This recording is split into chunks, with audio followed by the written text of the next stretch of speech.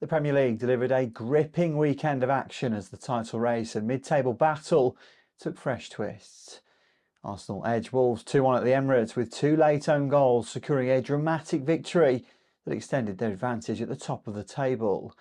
The result underscored the Gunners' resilience in tight encounters as the title race intensified, but manager Mikel Arteta described the performance as unacceptable. We had to improve in the second half in relation to that. I think we did it. We generated more chances, score a goal. But after we had a period of 2-3 minutes in deep, totally passive with horrible defensive habits, that is nowhere near the level that is required against a team that hasn't had a single shot. The first time that they had the opportunity to do it, they scored a goal. And this is the Premier League. And unfortunately, we are relieved because we managed to score a goal at the end and go and win it. But we need to improve in that sense for sure.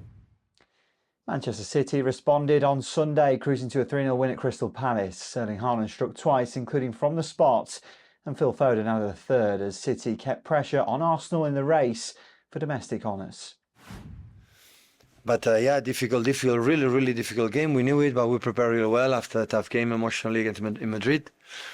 So yeah, really pleased for many things is going to happen inside of the locker room and many things we have to improve. In Madrid, they give me a lot of signals that still we are not ready.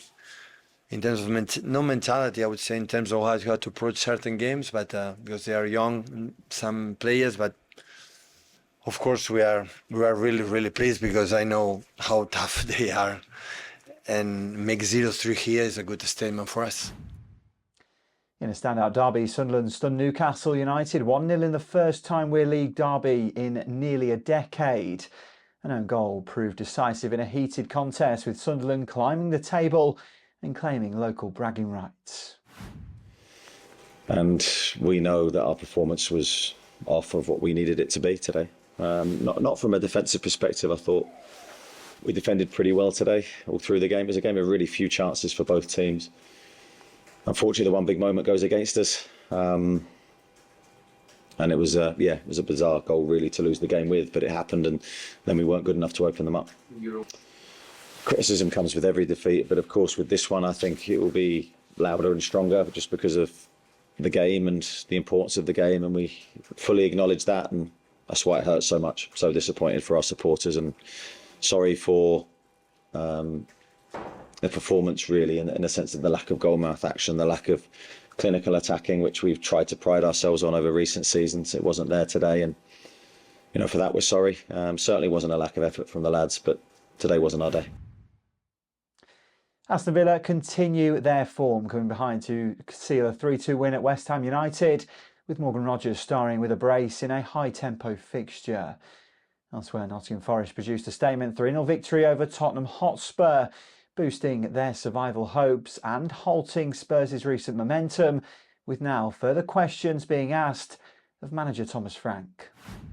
If you lose a game like this, that's the frustrating part, of course. I think every game until the 1-0 goal, I think it was a little bit back and forth for both teams, half transition both ways, and then after the first goal, I think we lost structure and were more disjointed, and then the 2-0 goal killed the game off. Basically not in the game after that, in my opinion.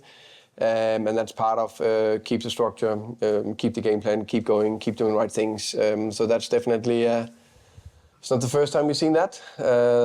This year, last year, whatever. That's something we need, that's ongoing work in progress before we be more consistent in that. Chelsea maintained their climb up the table with a 2-0 win over Everton at Stamford Bridge, and Liverpool posted a 2-0 victory against Brighton, with Salah returning to the fold to bolster the Reds' attacking threat. Fulham enjoyed a landmark result, beating Burnley 3-2 at Turf Moor for the first time in decades, easing their relegation concerns. From derby drama and title race shifts to survival battles and statement wins, this weekend's Premier League fixtures set the stage for a compelling festive schedule ahead.